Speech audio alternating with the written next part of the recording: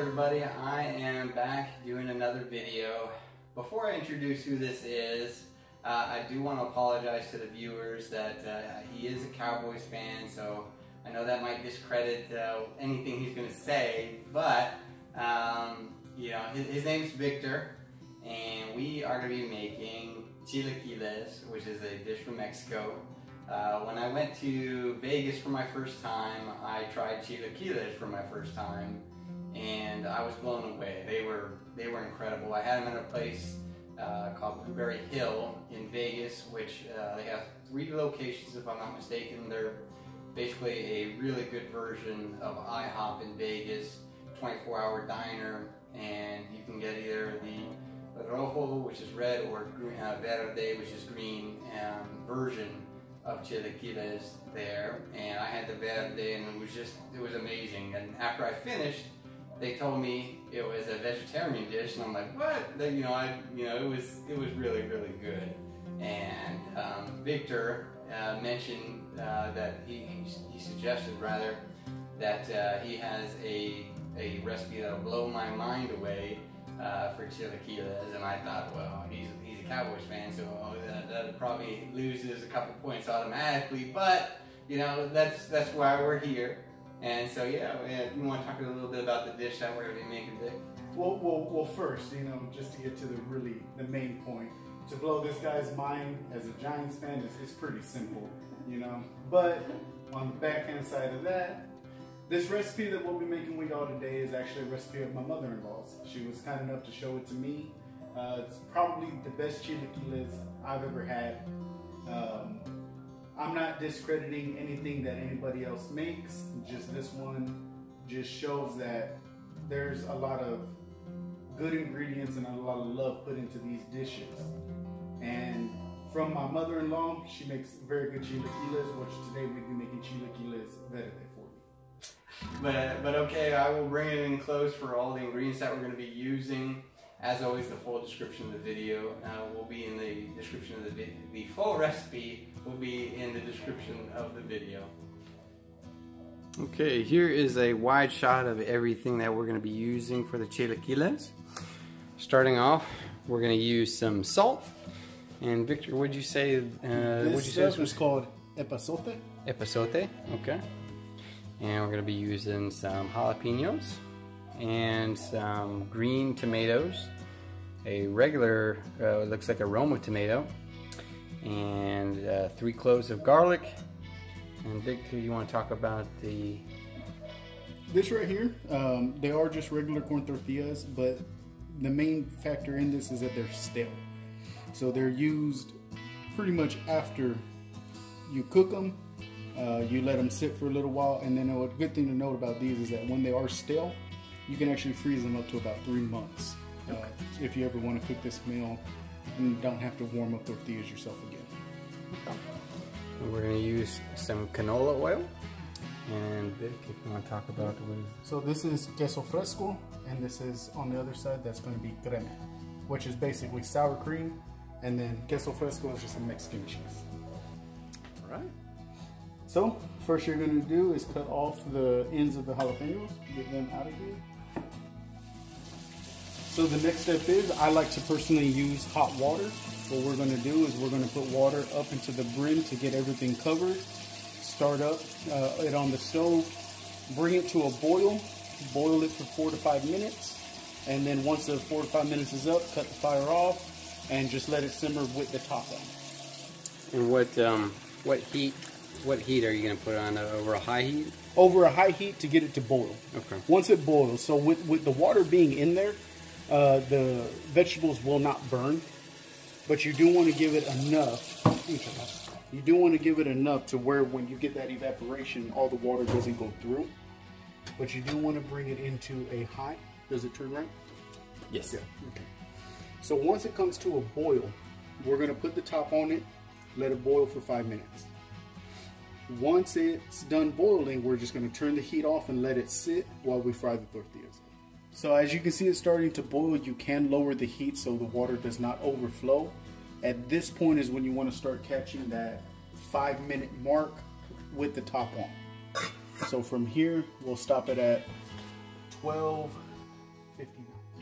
Okay, so now that the 5 minutes is up with the boiling, you can see that they're starting to get a little bit softer. Even the Roman tomato, everything's getting a lot softer now.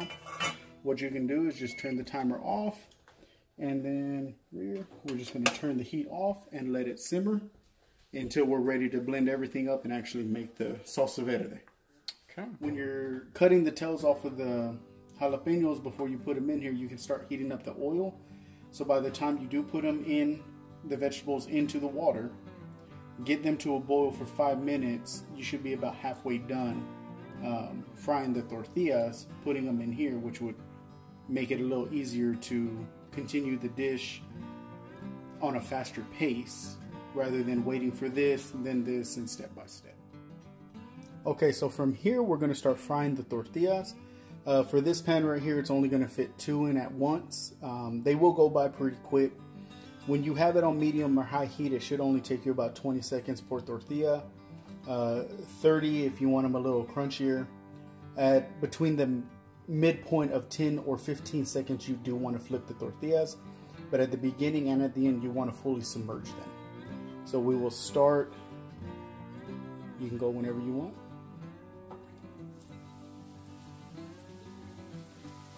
Okay. And so for the main portion of this is you do want to submerge them. You can see that they will start cooking very fast. With that is you want to open them up exactly how Luke is doing, and you want to try to flatten them out. The good thing about this is you're going to get the outsides very crunchy, and that's probably going to be the best part of the dish when you actually mix it in. What you are looking for, it is going to be a golden color to a brown color when you're done with them. So from here, you can go ahead and flip them. And then try to keep them going in with each other for about another, say about 10 to 15 seconds.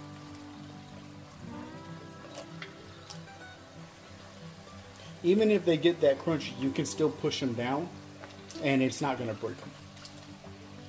See, the one thing that you don't want is to undercook them, because then the tortilla becomes very rubbery because they are stale. What I was telling Luke is that I prepped these the night before for them to become stale maybe. Corn tortillas, see, now they look like they're good to go. You can go ahead and pull them out. Also, if you notice, when you fry them and they do become this, now you have a tostada, which Luke probably would consider a chalupa, but you would have a tostada. It's basically the same thing, and of course you can see they become very brittle, and they become, there's your chip. You broke it, Victor, how dare you? That was my perfection, and you ruined it. And these are actually cooked very well. You can see the difference in them, very brown to very stale.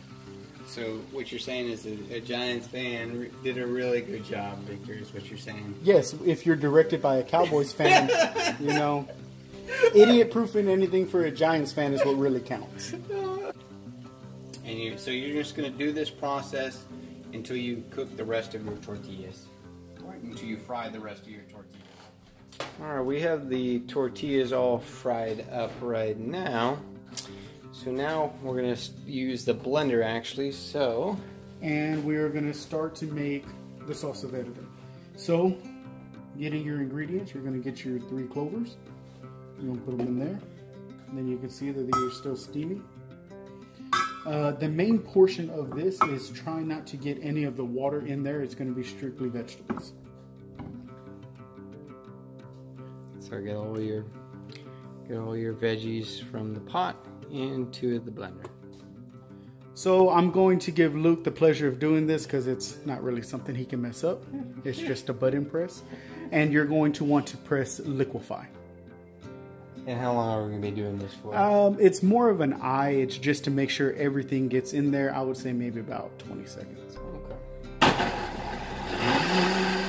So now, after you make the salsa verde, now it's a salt to taste aspect. You do not have to add pepper. It's strictly going to be salt.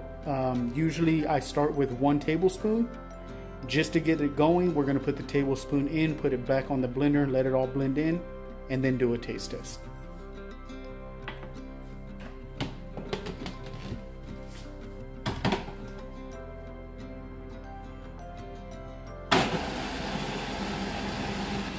Okay, so now you can come back and you can actually just grab the chips that you made.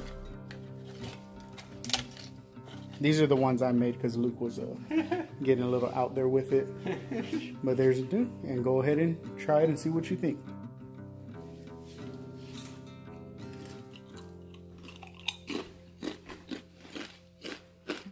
Already blowing his mind. That is really good. Mm-hmm. The salt is good for me. We're going to now start the process of actually making the chilaquiles. From the oil before, when you were frying your tortillas, you're going to want to put about 2 tablespoons of the oil from here into this pot where you'll actually be making the chilaquiles. Does not to it. One thing too to note about epazote, it is not a vegetable that you can actually get at an H-E-B. You do have to go to a La Michoacana, a Fiesta, something that has a lot of Mexican vegetables and a lot of Mexican food there to actually obtain this. So once you have the oil heated up on here, you're going to want to get your salsa verde. You're going to want to pour the whole entire case into it.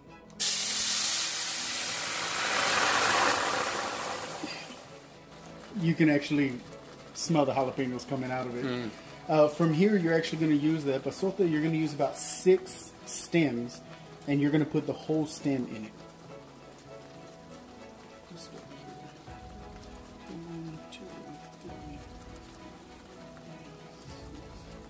You're just going to lay it in there, and we're going to add a top to let it simmer.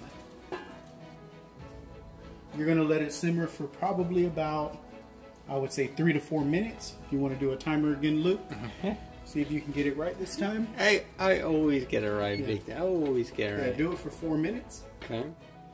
We're going to go. Okay, so as you can see, it is boiling. It's getting a little simmery there. The next step forward is we are going to turn the heat down to a low medium to keep it cooking, but not overcooking. From here, the next step is to start breaking up the tortillas. What we're going to do is we're going to break them into 4. You can do it over there because all the remaining ones will just kind of fall in there. You're going to break them up into 4s and keep them going. What you want to look for, that's perfect, just throw them down, is them to start soaking in. And one main aspect of this dish is when you start getting the chips in there, do not mix, only push down. When you mix them, the tortillas will start falling apart. When you push them down, the tortillas kind of come together to start making layers. All right, so from here, get the wooden spoon.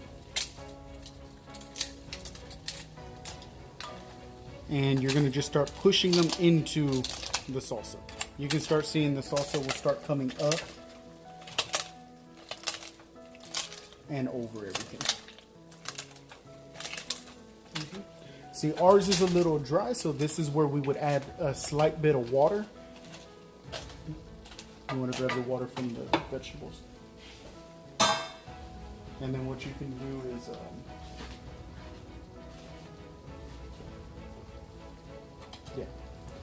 you can start adding just a slight bit of water, which I would say maybe right now, let's start with about 4 tablespoons. What this will do, this will allow the chips to actually soak up everything that's going on. Let's go to 6. And allow you to put a little bit more tortillas in there. All right. So then what we'll do, again, what I was telling Luke is I do recommend a wooden spoon. It has a lot less give than a metal spoon or a metal spatula. The first time I was making chilaquiles, I broke one of my favorite spatulas by pressing down on it too hard. So yeah, wooden spoon, make sure. Only a recommendation. Definitely ignore your recommendation.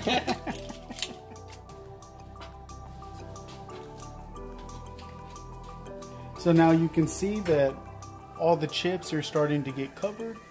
And then from here, we are going to put the top back on it, let it simmer into itself, and we are going to turn the heat off. I would say let it sit for about 10 minutes to let all the juices and all the water soak up from the chips, and then it would be ready to serve. Alright, so while the chilaquiles are simmering in each other, we're going to start breaking up the queso fresco. Queso fresco and the crema over there is basically going to be what you would put on top. And again, this is just to your liking. Breaking it up just makes it a little easier to eat. A lot of people like to just eat it in general. It's very good cheese. If you've never tried it, I would highly recommend it. Now, is queso fresco, is it usually used in chilaquiles, or is different cheeses used? Or It actually, it all depends on what you like. Chilaquiles, on the hand side of that, most Mexican places will use queso fresco. But I mean, I have seen it with other, you know, just regular shredded cheese, cheddar cheese and all that. Queso fresco has a little bit of a milder taste than like a regular, like cheddar or anything like that. Okay. More of a kind of creamier taste, which kind of really goes well with salsa. So, after the time's up, your 10 minutes, this is kind of what your outcome should be. You can look that it's actually very soft. Everything's kind of commingling with each other. And like I said, you can either make it wet or you can make it dry. I personally like mine a little bit drier, and Luke's gonna eat what I like. So, as you can see it. When you do plate it up, you will come across the epazote with the leaves in here. You can kind of see them there. You are more than welcome to eat it. Some people like Luke don't like the taste. I personally do not like the taste of the leaf itself. In the dish itself, it does enhance the flavors, but you will come across the leaves. You can either eat them or disregard them. Alright, so now we're going to go ahead and plate this up and make it look all pretty, and then we will give it a shot. Alright, we are going to give this a taste test to see how Victor's chilaquiles is. Taste test. We're going to blow Luke's mind is what we're about to do. I'll let you have the honors. Okay, so as with most things, you're going to do as much sour cream, or did you explain? I can explain it to them. Yeah. So basically, after you make the chilaquiles, I usually serve it with queso fresco and crema. The queso fresco and crema that we're using today are going to be very fresh. Crema Mexicana is basically, it's just sour cream itself. This one right here has been made with no preservatives. It is made fresh daily, and it's only going to last you probably about a week and a half. It's no different than Daisy or any sour cream that you can find, except this one is going to have more of a creamier taste and no preservatives in it. Same with the cheese. You can find this cheese at any local store. This one right here is made fresh, and it's probably only going to last you about a week and a half. Okay. Well, we'll give it a shot and see how a cowboy's cooking. To note though, while he's eating it, if it doesn't turn out really well, just remember he was the one frying the tortillas. So, the most important step of them all.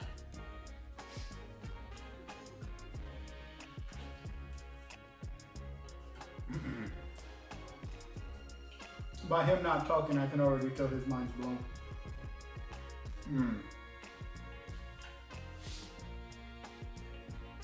Okay, that's really good. That is really good. So, one thing to note, as usually the Cowboys, they fumble things, and Victor, he forgot to bring the eggs over. Yeah, he forgot to bring the eggs. So, you want to talk about what you would normally do with the eggs. So, with the eggs, and he is right. I will admit, I did forget them. And what was funny is we talked about them last night, and I still forgot them. But usually I would make 2 over easy eggs, and it would be layered right on the top where the yolk is still running. So when you cut into it, it gives you a little bit more flavor and a bit of a runny aspect to kind of keep it a little watery, because again, I do like mine a little bit drier. It can be served with whatever you want, really. If you want scrambled eggs, if you want, you know, over medium eggs, however you prefer your food is the best way to eat it with it. And all it's going to do is enhance the flavor of the chilaquiles. Well, I gotta admit, Vic, this really good. I'm gonna give it a 10. Yeah, it's really good. Just give it an 11. You're all right. but okay, guys, that is it for this one. I will see you on the next video. You guys take care. Have a good one.